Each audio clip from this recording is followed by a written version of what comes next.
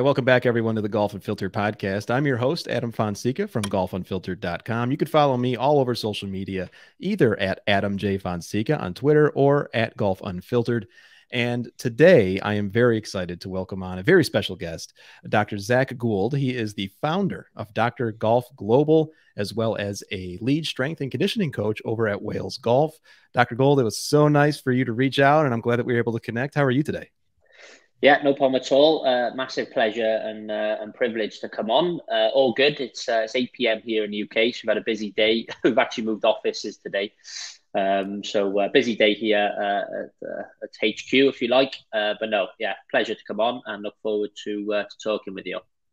Obviously, listeners know that we just finished the Masters. We're right in the middle of our health and wellness series, so to speak, here on Golf Unfiltered. Before we get into Dr. Golf Global, why don't you let our listeners know a little bit about your background? Yeah, so I suppose a brief insight into who I am, and I suppose my whole DNA really is golf. I started off as a player, like many people who have ambition to be one of the best golfers in the world. Started at a very young age of 6. Very introverted as a young junior golfer, so I think that's why I gravitated more towards golf. Because it's a sport you can go and play for hours and hours on your own, and you can get as good as you want to get ultimately. I was very fortunate enough in my sort of junior going into my senior career where I had the opportunity to represent my country on many occasions. Also play for Great Britain in something called Jack Leagues, where we go and play against Europe in a head-to-head match play. And I'm also fortunate enough to have some experience in the States where I played in the Junior Ryder Cup in 2004. So anybody who has looked at the history, and it might be a little bit more transparent now because I played against Tony Finau there and actually successfully beat Tony Finau, but Rory McIlroy was also in that team as well. So I was around a lot of strong pedigree as a young junior golfer and compared against Danny Willett, who won the Masters a few years ago. Obviously, Tony Finau, Rory McIlroy. I suppose our careers took many different directions, really. At age 16, left school, which you can do here, and wanted to pursue a career in golf. I actually went on a recruitment trip with Rory to East Tennessee State University. Coach Warren, Fred Warren at the time, was looking to recruit both of us. In the end, we didn't go. Neither of us went, but I went out to look at Augusta State. So I've got some taste of some American golf as well. But long story short, I decided to pursue a career in playing instead of studying, which is, I suppose, quite funny and ironic now because I went on to complete a PhD within strength and conditioning for golf. But I don't see myself as that natural academic. It was just come from passion, really, which I suppose I'll get on to. But age 18, McIlroy, Danny Willett actually went off to college in the States, and Tony Finau, but they pretty much went straight onto the European Tour. And I got to 18 and lots of my peers had kicked on and I suppose plateaued. And it didn't come from a lack of effort. It came from a lack of infrastructure around me, really. Not enough coaching, not enough strength and conditioning support, not enough psychology support. Consequently, I went on a quest then to try and almost rebuild my game. And like many, I suppose, golf coaches now are in the industry, I burnt out at 20. And I really then took a passion towards fitness and golf. Went back to my old high school, done some more studying, ended up going to university. And this is in around 2010. And I suppose, when we look at the history of golf fitness, Gary Player and Palmer and stuff like that have done bits. But, Tiger Woods really transformed the way in which people approached fitness and golf, really turned it into an athlete sport. But into around 2010, I still felt like it was a thing people wanted to do, not necessarily needed to do. Fast forward now to 2023, all the best players in the world are doing it. Right. So now it comes down to who's doing the right stuff. Do you know what I mean? Is a high level, and it's also having a big impact on your everyday golfer. Your 15 handicapper who may be 50 years of age and wants to play a bit better or a bit longer. They're starting to see the benefits of it. I know you've recently covered, the Netflix series. All of that stuff is really powerful for a company like us now because in essence, is showing what the best players in the world do, and it's creating appetite down the ladder. So yeah, fast forwarding then went on to complete a PhD within strength and conditioning for golf. Recognized there was a huge need, or I suppose a need slash want in the market. So we created Dr. Golf Global in 2018, the online health club for golf, where we currently have over 10,000 users on our application, 11,000 now, where they come on and they can access yoga for golf, mobility for golf, they get one-to-one training programs. But the whole aim really is giving someone some fitness solutions towards their passion. We all got a similar passion towards golf. And if we can make you a little bit fitter, move a little bit better, hopefully we can make you play better, but keep you in the game for longer. So a little whistle stop tour. There's many little stories in around my golf and my research and my coaching and Dr. Golf. But yeah, that's a bit of an overview of who I am and what got me here to date. So a couple of things that you mentioned there, which I find really fascinating. And first and foremost, obviously, a lot of entrepreneurs like yourself, especially in the health and fitness realm, you notice something from your own experience where I think you even mentioned there was something that was lacking that you noticed. And so you wanted to go into that. What were you noticing that was lacking from your playing career as far as health and fitness?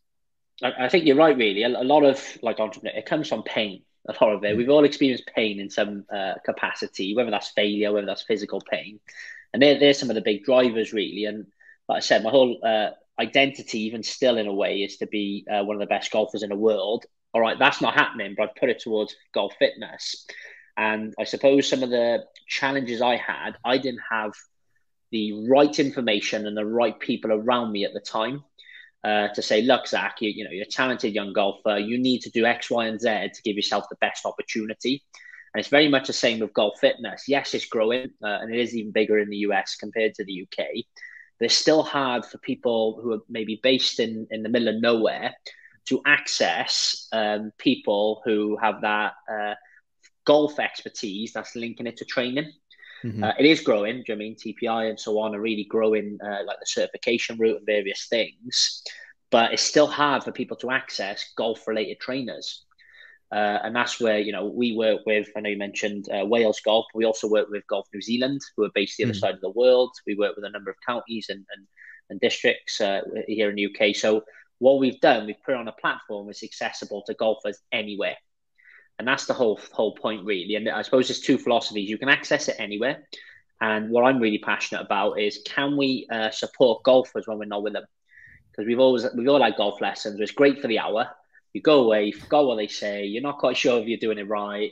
Whereas because it's all digital services, we got over 2,500 videos on our platform. They're all well coached, well recorded. So you're being coached, and then you can message us or a member of our team at any point and get feedback or coaching and on-demand support. So there's two burning things about me: accessing great information anywhere in the world and getting support, 24/7. So that access, that 24/7 access, having the ability to go and look at organized programs to better yourself, that's really the backbone of drgolfglobal.com, isn't it? Yeah, it's exactly that, really. It's this structured and semi-structured sort of training programs. So just to give, I suppose, your listeners a bit of a visual, a good way of describing it, it's like Peloton for golf minus the bike.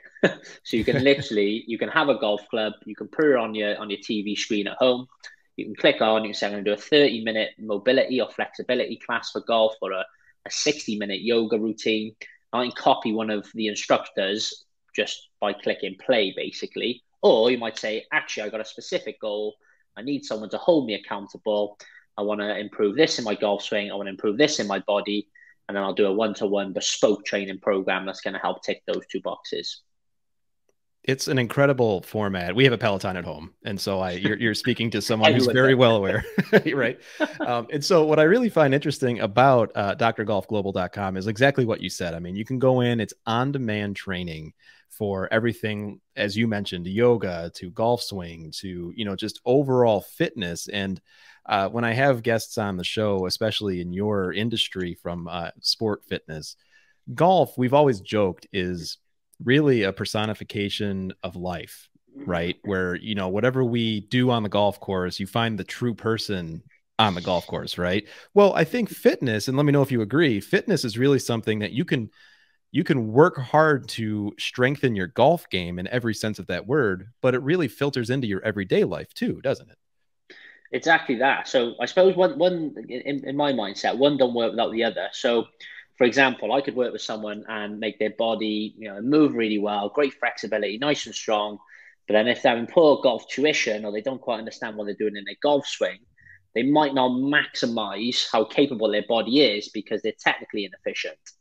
The caveat to that, to the flip side, is actually I could be getting some really good technical information, but if I'm restricted, it could be in rotation or in my hips or posture, then I'm going to either compensate, which could lead to other things, injury risk, poor performance, etc., or I'm going to plateau. I'm not going to quite reach my true potential. So what's really important, and like you've said, really, if we can make you fitter and stronger, yes, it's going to help improve your golf, but hopefully you live a bit longer, you have lower body composition, you feel better, improve your confidence. So it kind of it's two birds on one stone, and regardless, it's going to help you in life, as you mentioned. So there's loads of positives towards it. And I know, I think post COVID, people tend to now are way more self conscious about their health and fitness. So Right. it's growing. But I think with the influence of Netflix and the best players in the world, I think people are saying, actually, this is going to help my golf as well. So then you're motivated. I'm down there, I want to play, go in, and then you're more motivated to train as well. Something I'm always interested in is, and you mentioned the Netflix series where we see, Rory, we see all the greats, Brooks and everyone else in the gym, multiple scenes within that documentary series. And that's, of course, the professional side of the game. I always Yeah, wonder and would love your opinion on the typical amateur golfer lifestyle. I mean, you know what I yeah, mean? People who go out, they'll pick up a few beers at the turn, they'll eat a couple hot dogs, maybe. It's not the healthiest of lifestyles all the time, but no. that is something that it sounds like your service can really help us address if we truly want to improve. Yeah, and again, I'm very real. I don't want to paint something that isn't actually happening. And it's a funny thing in golf because there still has this perception that it's an old man's game. You can have a beer belly, you could be out of shape, and you can play to your 60, 70, which is still true. And there's a couple of things I think about.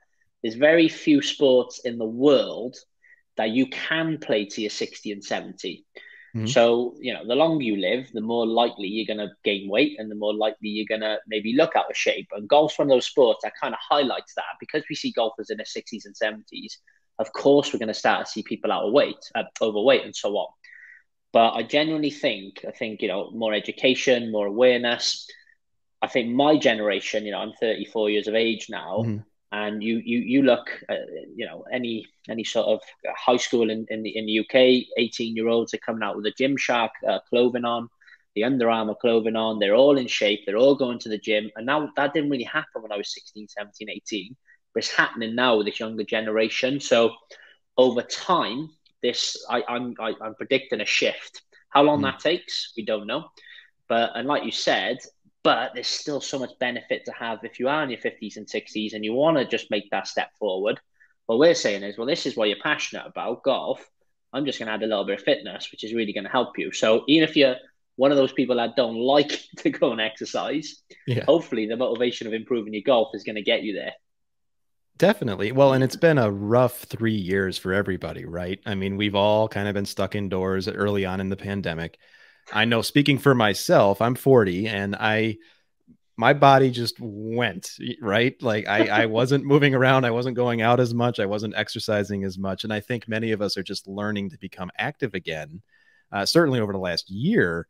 And now, at least here in the United States, where I'm located, golf season is just starting for us. And let's face it, many of us aren't going to take the time to stretch before we play around the golf, right? And so Yeah. injuries happen. How does remaining fit and having a fitness conscious approach reduce injury? Yeah, so we lots of people talk about performance, but you made a very valid point there.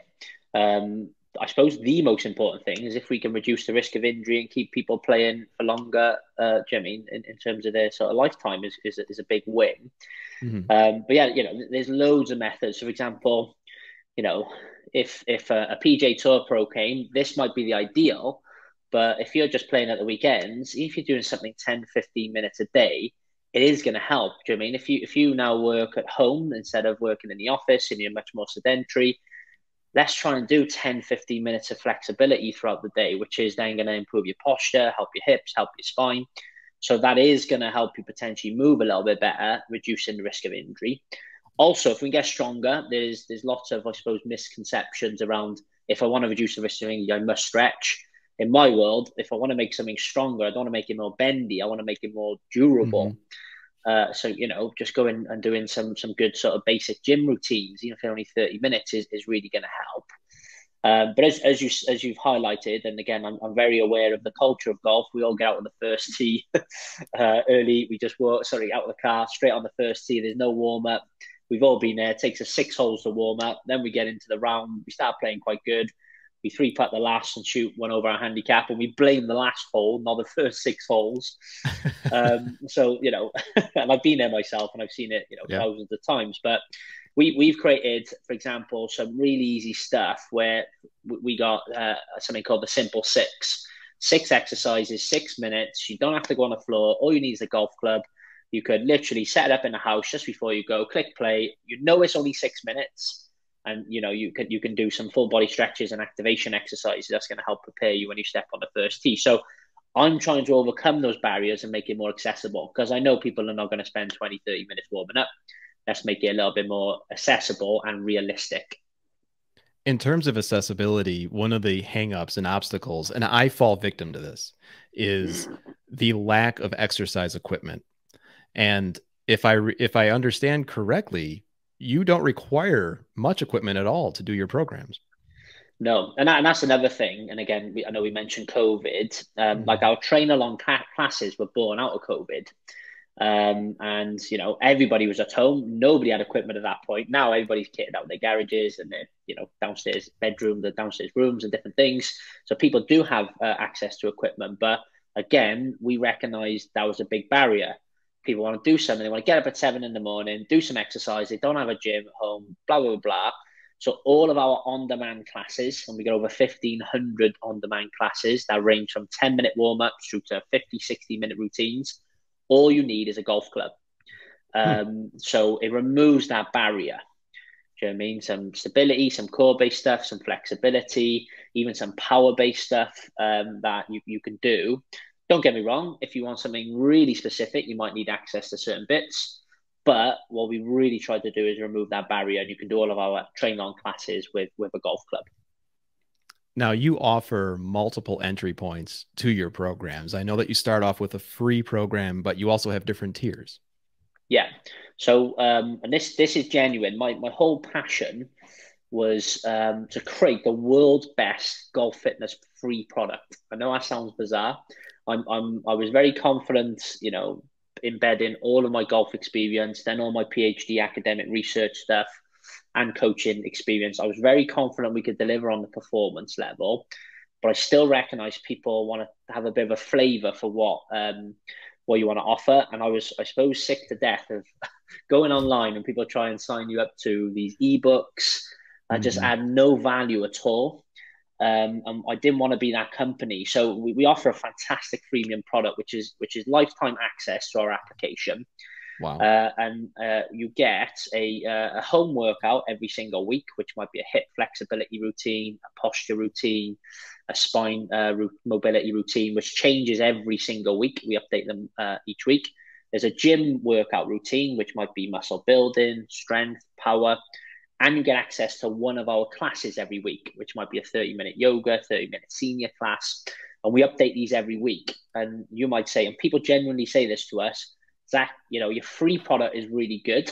How do you make money? How is this a business, etc.? And I was like, look, I understand where this is in the market. I really want to give people some value when they come onto our platform.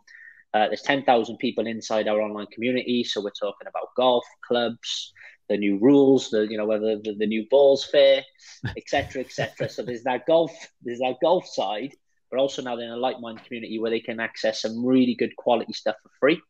I suppose, to be, again, very transparent. If you need more, that's where the more premium products come in. our on-demand classes, like I said, 1,500. It's £9 a month. I haven't done the conversion into dollars. Or they might want a one-to-one bespoke program where, there's a consultation process. You send us videos of your golf swing. We understand what your goals are. We want to know what equipment you have access to, your injury history, etc. And we really work with you on a one-to-one basis to make sure you get the right program to help you achieve your goals, but more importantly, the right support and accountability. Because we've all been there. And again, I could write the best training programs in the world. If nobody does them, then they're worthless ultimately. So we got some really good, robust servicing methods that help boost your motivation, because that's the aim of the game, right? To consistently do this over time. And that's where, coming to work with us on a one-to-one basis is, to be transparent where we are from a business perspective, but that's where the real value is then to people coming on our platform. Listeners, once again, you can follow Dr. Gould on social media, including Twitter at Dr. Golf Global. Is this a program that is reserved only for advanced players, or can anyone of any skill level benefit from this? No, this is so. I suppose an example I always give is people come in front of fitness coaches or people like myself. The initial first step is because they want to improve their golf. So in my mind, whether you're a PGA Tour pro, a single figure handicapper or 18 handicapper, from a fitness perspective, we pretty much all start in the same place. Because there's the DP World Tour players that use our platform. It doesn't mean they're expert in fitness; they're just good golfers. Right. So for me, it actually comes down to like your training history and your training age and your training experience. So that's what's going to determine the level of programming. So if you're new to exercise, which the majority of people are, excluding now how good you are at golf, most people are new to exercise. That's where we start the level of programming. Where the playing ability comes in, you might be having golf lessons. So we can tweak the exercises and just make them a little bit more bespoke to what you're working on in your golf swing. So for me, performance level as a golfer doesn't determine the level of support we give. The training experience does. So we got golfers, and someone asked me, I was on a podcast a few weeks back, what's your biggest success at Dr. Golf? And my biggest success at Dr. Golf, not only are we servicing golfers around the world, and when we go to sleep, they do our exercise and so on. But we had a golfer recently who's 81 years of age, joined us at COVID, and he beat his gross age around a really tough golf course here in the UK. So I was like, that for me is success, because we've helped someone who in their 80s really improve their golf and game. So to answer your question, no. Your performance level doesn't determine where we start. What you're trying to achieve and your previous training history is who the platform is for. It sounds amazing. And listeners, once again, it's drgolfglobal.com. Go out. It's a really well put together website. Everything you could possibly need is right there. It's very easy to navigate. Doctor, from an entrepreneur or from a business perspective, obviously you're doing quite well. But I always like to ask individuals like yourself, what keeps you up at night right now? What really concerns you, or what do you wish you could get to with your service? And what keeps me up at night is there's a golfer out there right now struggling to find, they want to get fitter, they want to improve their lifestyle, they don't feel great about themselves, but they want it to be golf related. There's hundreds of thousands of golfers out there. There's a golfer out there right now who's looking directly for something like this, and they can't find it. And that's my mission, really, to share this for as many golfers around the world as possible. Because what I'm passionate about is growing golf ultimately and keeping golfers in the game. So if we can increase your lifetime in golf by an extra year, that's success for me. And a motto, and I know Rory is very transparent, about growing a golf, and I've got that sort of personal relationship with Rory. But something I keep saying, Rory's there to entertain them, and I'm going to be there to train them by the time Dr. Golf's finished. So that's the bit that when I'm in bed, lying awake, I'm like, how can I get this in front of that person who is based there that don't know about Dr. Golf? And that's, from an entrepreneurial perspective, that's what I'm constantly thinking about. That is one of the more honest replies to that question I've received. And I think you hit on a few things there, that the big catchphrase is growing the game, like you said. You're literally doing that. You're literally helping people play the game longer who otherwise may not have been able to if they didn't focus on fitness. And, I would like to think that I've got a lot of golf ahead of me. It's one of those things, though, where I can benefit from, like, I want to go and sign up for your program. So I want to go and figure this out, because it's one of those things where, yes, I live in a climate here in the Midwest in the US where I don't play golf all year round. And during the winter, I don't do anything really outside. So this is something that any golfer, and even on your website, you've got testimonials from a 12-year-old all the way up to a 73-year-old. You mentioned an 81-year-old. I mean, this spans the gamut, so to speak. And it's exactly that, really. And you mentioned, like, you feel good, and hopefully it's not happened to you, by the way. But golfers can be injured without knowing it, because it's it's high intensity. It's explosive rotational movement. But we can get away with things, see, and our body's very clever at adapting and managing pain and these different things. But one day you wake up, you're 51 years of age, you've got a little bit more income than you used to have, you're getting closer to retirement, you can't wait to play the best golf of your life, and your back goes. Yep. And then you're like, what am I going to now do for the next 20 years? So, and again, I'm not saying I can cure everything, but training, good exercise, consistency, good lifestyle gives you the best opportunity to increase your lifetime within golf. It's only going to give you the best chance. So for me, if there's something there that's available to do it, then we're almost crazy not to at least investigate, explore, and pick little bits out that I can do to help me, stay in the game longer and improve as well. Now, listeners, you've listened to me for a long time. I'm big on health and wellness. Look, if you're going to go out and spend $500, $600, $700 on a new driver, the best thing you could possibly do is invest in yourself and your health. Sign up for a program that is a fraction of that cost. Dr. Gould just laid everything out for you. Go in, drgolfglobal.com, get started for free. You're going to see exactly what we're talking about. And doctor, before we let you go, what is one takeaway from today's conversation that you want our listeners to remember who might be on the fence? Should I try it or not? I suppose one takeaway message, and again, I've thought about this a lot. I've got two young girls, a 2-year-old Everly and a 9-month-old Poppy. Something that's been very conscious in my mind in the last 2 years. Don't know where I picked it up from, and I'm sure it's somewhere on Instagram, but something I consistently think about is do something today that your future self is going to thank you for. Naturally, it aligns to getting fitter and improving your wellness, but I keep thinking when I'm in my 60s, 70s, I want to be fit, healthy, and as active as possibly I can with my family. That's a big motivator too.